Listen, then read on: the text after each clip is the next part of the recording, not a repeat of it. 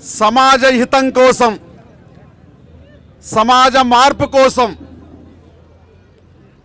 శాస్త్రీయంగా ఉన్నది ఉన్నట్టుగా చెప్పడం కోసం ఒక ధైర్యం కావాలి, ఒక సాహసం కావాలి.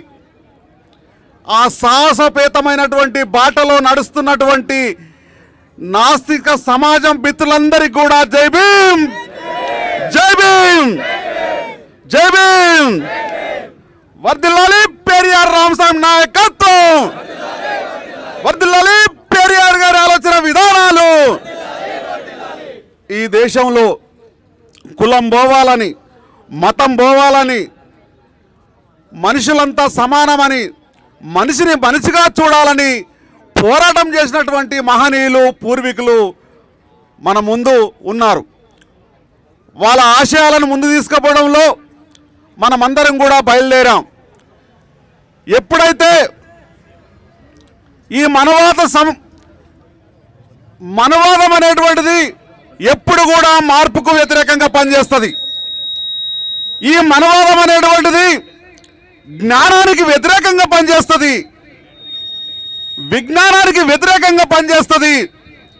ఉన్నది ఉన్నట్టుగానే ఉండాలి, ఈ నిచ్చెన మెట్ల కుల వ్యవస్థ కూలిపోకూడదని చెప్పేసి ఒక పక్కన మనవాదము పెచ్చిరిల్లుతున్నది. మార్పు అంటే ఎవరు? మార్పు అంటే ఎవరు? చదువు లేని వాడికి చదువు అందించాలి, బట్టలు లేని వాడికి బట్టలు ఇవ్వాలి, బువ్వ లేని వాడికి బువ్వ పెట్టాలి, జ్ఞానం లేని వాడికి జ్ఞానం ఇవ్వాలి. ఇవన్నీ అందించాలని చెప్పి బతుకున్నంత కాలం పోరాటం చేసింది డాక్టర్ బాబాసాహెబ్ అంబేద్కర్. ఆయన బాటలో మనమందరం ప్రయాణం చేస్తున్నాం. ఈ మార్పు ఏవైతే కోరుకుంటున్నామో, ఈ మార్పు బాటలో నాస్తిక సమాజం ప్రయాణం చేస్తుందో దానికి పక్కనే మనవాదం ఈ మార్పు రావద్దని చెప్పేసి మన మీద దాడులు చేస్తుంది. ఈ దేశంలో కులం మతం ఉన్నంత కాలం ఇవి జరుగుతూనే ఉంటాయి.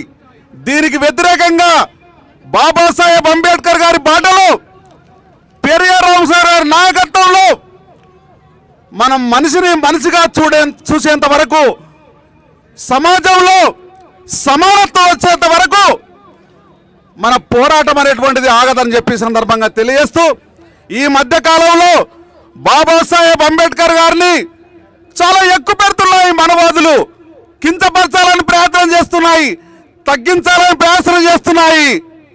ఈ దేశంలో ఉన్నటువంటి మనవాదులు బాబాసాహెబ్ అంబేద్కర్ గారి యొక్క ఆలోచన మీద, ఆయన యొక్క తెలివితేటల మీద, ఆయన యొక్క భావజాలం మీద దెబ్బ కొట్టాలంటే వాళ్ళ శక్తి సరిపోదు. బాబాసాహెబ్ అంబేద్కర్ అనేటువంటి వ్యక్తి కాదు, ఒక జ్ఞానవంతుడు, ప్రపంచానికే పెద్ద జ్ఞానం ఇచ్చినటువంటి మహోన్నత నాయకుడు. ఆ జ్ఞానము ఆపాలని ఏ అమిత్ షా కానీ, ఏ మోడీ కానీ, ఏ చంద్రశేఖరరావు గారు కానీ ఆపాలనుకుంటే వాళ్ళ సాధ్యం కాదు. మనుషులు వస్తుంటారు పోతుంటారు, పాలకులు వస్తుంటారు పోతుంటారు. ఈ దేశంలో శాశ్వతమైంది ఒక రాజ్యాంగం మాత్రమే. ఆ రాజ్యాంగాన్ని కాపాడుకుంటే ప్రతి మనిషి కూడా రక్షింపబడతాడు. కాబట్టి అమిత్ షా మాటలకు నా మనస్సు కలత చెందింది. నా తండ్రికి బాధ వచ్చింది, నా తండ్రిని అవమానపరుస్తుంది ఈ దేశంలో ఉన్నటువంటి మనవాదులు, నా తండ్రిని తక్కువ చేయాలని చూస్తున్నారు అనేటువంటి సందర్భంలో జై భీమ్, జై భీమ్, జై భీమ్ అని 100 సార్లు అంటారేందయ్యా?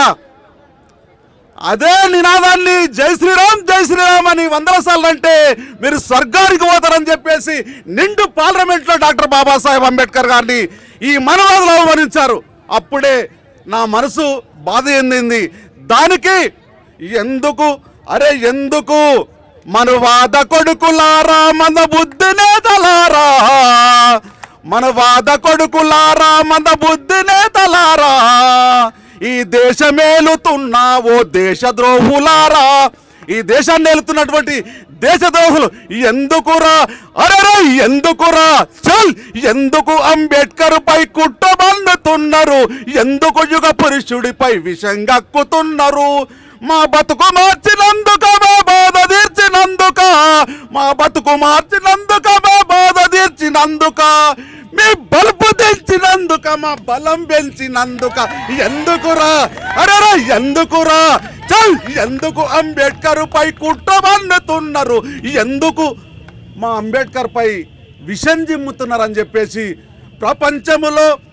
ప్రపంచమే అంబేద్కర్ పేరు తెలిసినందుక ప్రతి ఒక్కరు జై భీమని పిడికిలెత్తినందుక అనగారిన కులాలను ఐక్యపరిచినందుక అడుగడుగున అంబేద్కర్ బొమ్మ వెలిసినందుక ఎందుకురా అరే ఎందుకురా మీకెందుకురా అని ఇలా ప్రశ్నిస్తూ పాట రాయడం జరిగింది. అది నా పాట కాదు, దాదాపు 130 కోట్ల మంది మనువాదులు ఇలాంటి విధానాలలో దానికి వ్యతిరేకంగా వచ్చినటువంటి పాట ఇది. పల్లెలకు తీసుకెళ్ళండి.